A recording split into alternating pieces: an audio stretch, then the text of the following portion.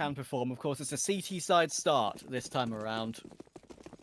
CT side start went very well for them on Ancient, it's fair to say. 12-3, but couldn't pull it through.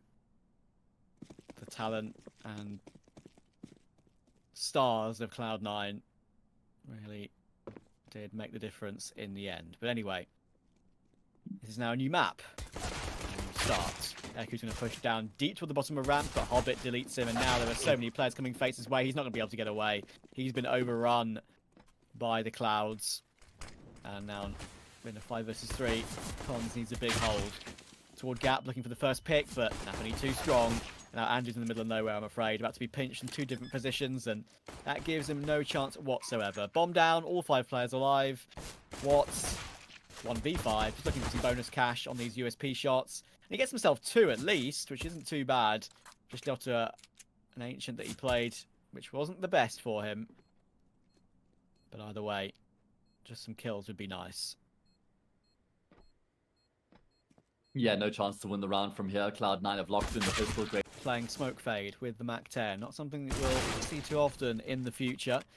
But it works for him this time, of course. And that's a free upgrade to the M4. Cons is desperate to go peek down to look for a trade. But of course, there is a second player in action. And he does find Shiro. Tagged down to 37. Good damage, but Cloud9 still away with a man advantage. Shot. And that's a shot from NaVi. He is looking real dialed in here. Great patience from Buster's going to net him a frag on Andrew as well.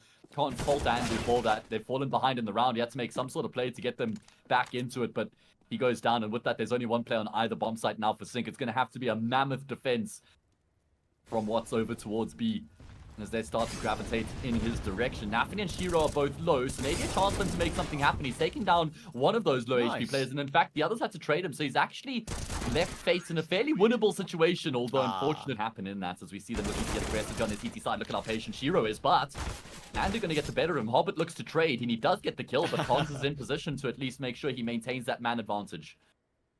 Yeah, that was an insta bullet. An insta trade. It's the one bullet required with that Mac 10. And Axel now will get boosted up toward the plywood on B. Such a powerful position, as long as your gun doesn't stick through the wood, of course, which can happen sometimes. Watts looking for it, and finds it, just as Axel hops up on top of that plywood.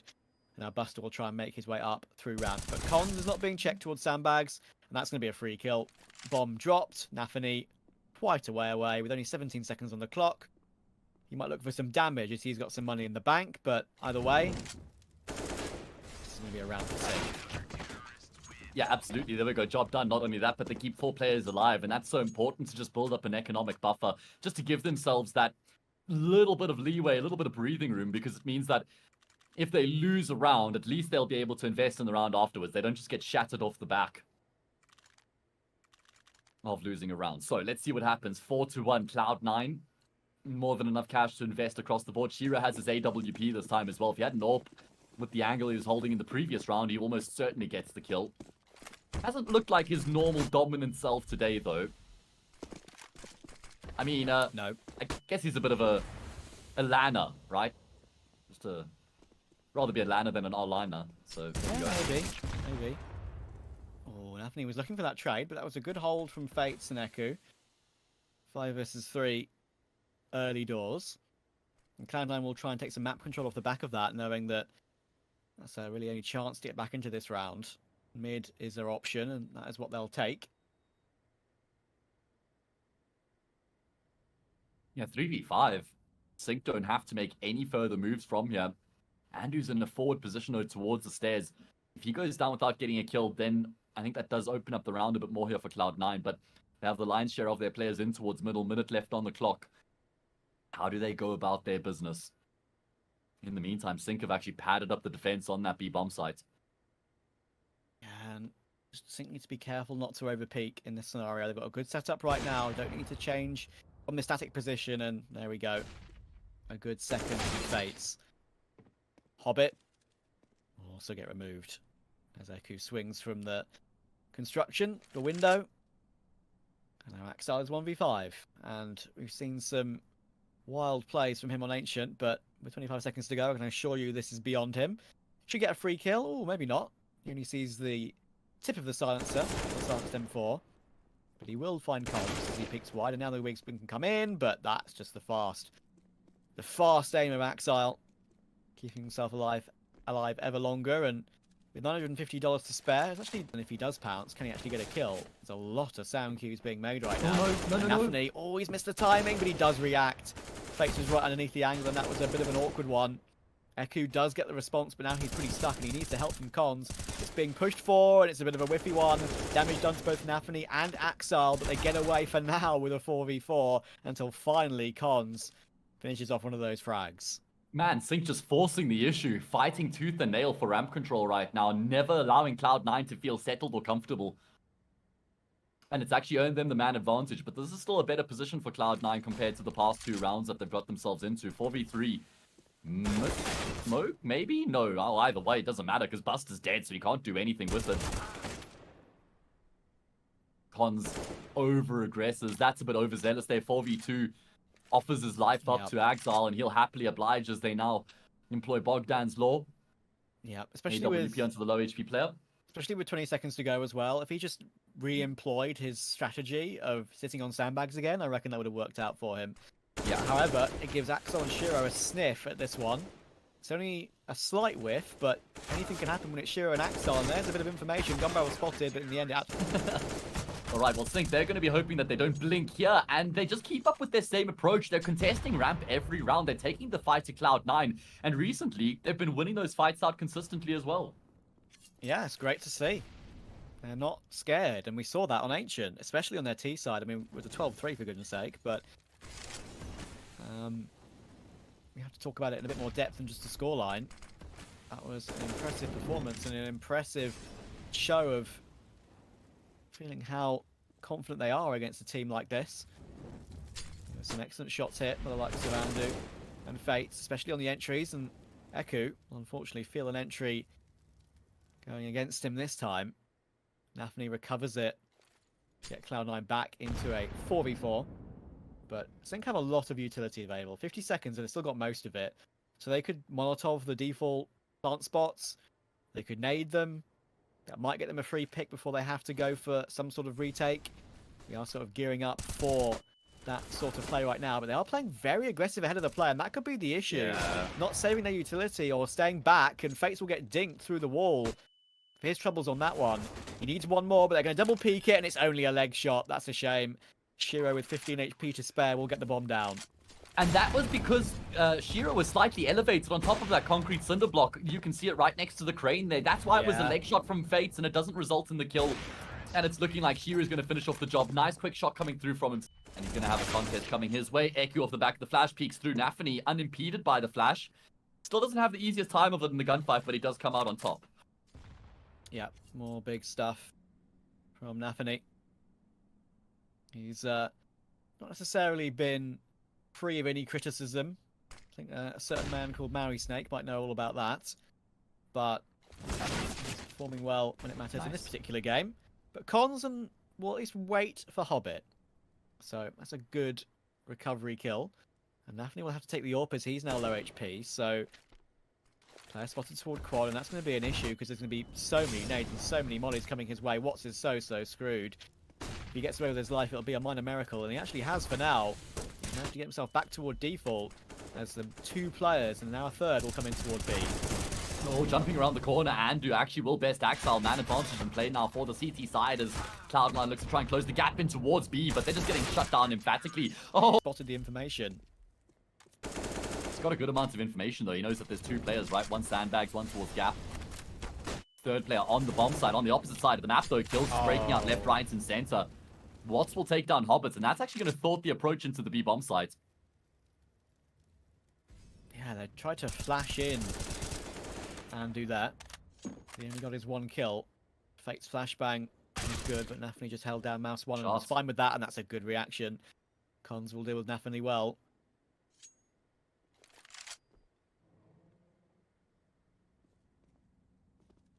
$2v3. Cloud9 started this map up 4-0. But success has been hard to come by for them since then. consistently in disadvantageous situations as well. I can't remember the last time they had a man advantage to try and push the round home. Yeah. And it just speaks volumes to how good sYnck have been in these mid to early rounds, Trav. Cons has been superb as well. Again, He has 14 and 8. taking the initiative there on that peak, seeing the boost in the midst of being put into action. Beautifully done from Cons. And now Shiro has to save. 13 seconds to go. Should be fine. And honestly, if they wanted to push with one player to try and take him down after time, that would be hugely beneficial. Oh my, more aggression. Wow. Pushing into the face of Buster, who's holding the angle, waiting for the push to come through, but Andu's going to come out on top of that one. Again, another man advantage for sYnck at the start of the round. They found so many opening picks here on Vertigo so far, and they've been really good at converting those opening picks into round wins as well. Good find from Axel though. Eku perhaps overstaying his welcome next to that smoke. That often can be spotted by the T side relatively easily from that position. Cons will get one, but only one this time. Thankfully good damage to Axel though. 16 HP to spare. Of course Andu is tagged up too though, and that's the biggest issue. Pretty even round now. One player tagged on either side. Pre-fire is attempted by Axel on that AWP toward connector, but Fates took NaVi in the meantime. So once again, sYnck have the advantage. And Axel just has to wait patiently for someone to show themselves. But look at sYnck, they're frozen. And they'd be absolutely right to do so. No reason to budge in this setup. I think the Hobbit tries to bait out the audio cue as though he might be rotating back towards the B-bomb site, but it hasn't displaced sYnck. Axel waiting patiently on the angle with the AWP has to start to extend forward. Hobbit closes the gap with that bomb on his back. 20 seconds on the clock. They don't even have a smoke. It's only one flash and it's on Hobbit, so it's not even ideal. He's just going to have to step into the crossfire, step into the jaws of death here. And he is not ready. Crosshair placement off the mark. Fates will get that kill. Axel will be traded out as well. sYnck. Right now, it's actually not really occupied at all by sYnck. Apart from one player spotting connector, that is Andu. And he will peek for one, but the trade is successful. Yeah, thankfully. At least this time, Cloud9 are able to keep the numbers even after they lost that first pick. Must-win round, it feels like, here for Cloud9, just to take some sort of a positive note into that second half. They're going to feel ice cold going into that CT side if they only have 5 rounds to their name. And I'm so surprised. We just haven't seen any change-ups from Cloud9 throughout this whole half, Trav. They've just committed to the same blueprint every single round. They've lost 9 out of the past 10, and that still hasn't inspired them to try something different. Shiro getting one back in response, but Axel, oh, nice entry. Eku now, it's all on him. Playing with the smoke, and he's kind of stuck here. It's very obvious. He's getting tagged with that smoke as well. Surely he gets taken down, and yep, Shiro will take him. It's all down to Watts. In position. There are 2 players toward gap. Nice. I'm talking about the boy band. No, I'm talking about this Estonian roster. They are doing phenomenally well in the series right now. They lost in overtime on the first map. They are firing on all cylinders here on Vertigo. Is there a world in which they're able to win this map, Travis? You know what? If they do, fair bloody play. I didn't ask, can they? I said, I want to know, Travis, right now. Yes, yes, or no? They can win this. Because There it's we go. physically, humanly possible, because it's not over yet. That's okay. Well, there we go. That's a diplomatic answer if I've ever heard one. Let's see. I need a bit of a step up from Buster and Hobbit on this CT side. They've had a bit of a poor first half. 4 and 10 and 5 and 13. And in comes Hobbit with these dualies, checking the close right. Jesus. But Eku gets away with it, and he even finds Shiro as well. And now they can pounce to the top of ramp. They will walk straight into Buster, but guess what? The bomb is going elsewhere, and they have deep control towards CT. Axel needs this kill to recover the situation. He looks for it, he finds it, and he finds it beautifully as well. Does he look for a second? He most certainly does, but Watts will deal with him. You can understand the school of thought there. Watts doesn't just deal with Axel, he actually gets the frag into the captain as well. It's only Buster left remaining, no kits in play. Surely this one's impossible. They know exactly where he's coming from as well. Travis, you say that because it's not over. It's possible. Does that mean that this is possible for Buster?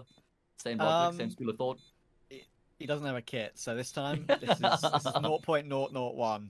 Alright, well there we go. Gonna charge his way through. The crossfire's been set up. He'll go down. What a remarkable way for sYnck to start. Yeah. Nice entry from Eku, though.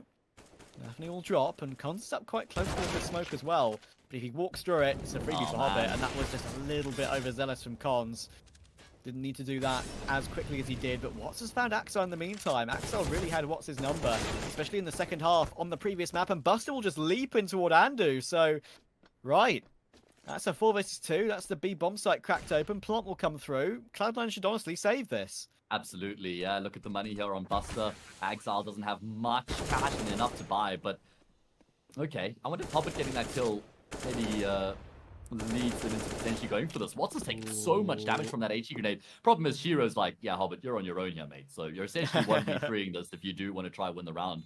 But that was a bit, it just looked awkward from Buster, right? Just jumping into the bomb site, then stepping out to take that gunfight, but it was just always at a disadvantage.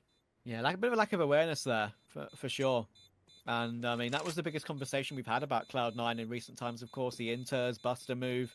There's so many people, of course. It's been such a fascinating series so far. I really enjoyed the fact that it's been a close one. It's always really interesting to see, you know, sort of fair to say that sYnck are probably tier 3, place up against an S tier team, tier 1 team. I think it's pretty fascinating, to be honest. And Shiro will once again show his quality with an opening pick. Unfortunately, Axel's in a very good spot on B. So Watts, he gets wide swung upon right now, he'll be a dead man, and there we go. And the support coming in from Buster was immediate as well. Smoke available to put out that Molotov. And now flashes will have to be used if they want to get themselves onto the site, and that's again a bit 1-by-1 there. Faze was very separated from the rest of his team. Nice shot, Cons, quite literally sends Buster off the building. But Hobbit's going to be there on the quick trade. It's only down to And. The first time in a hot minute. Shiro needs a quick trade and gets it. Cons is there, but Buster actually hasn't won his immediate trade off the back of that straight away, so he's actually at risk of going down. Cons versus Buster, good incendiary, and that will actually force Cons to push through it. Buster forced to fall away because of the presence toward B stairs, and that actually activates nafny to look for this flank, and he's found the bomb beautifully. That's just great activity across the map there from Cloud9, realizing all the situations, and that shows what kind of experience they do have on it. Buster did not need to fight that position in mid again, didn't, and it's resulted in 2 picks for Hobbit and nafny.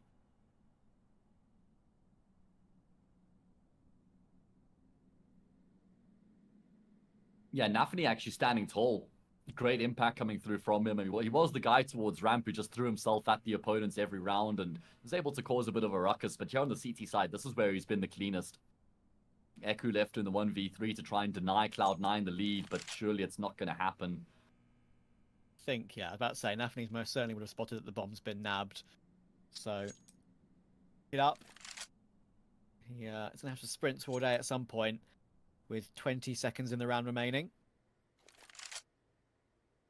15, and he doesn't have a smoke for the plant, so he's going to have to win a duel.